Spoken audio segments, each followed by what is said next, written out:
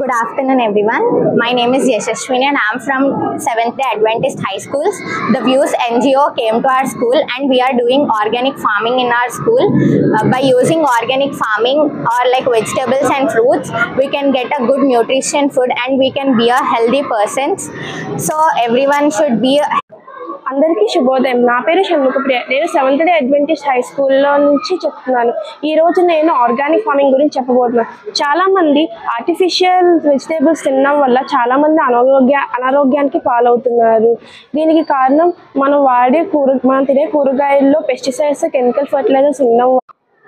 Hello, I'm the principal of 7th Adventist High School at Ambipalem.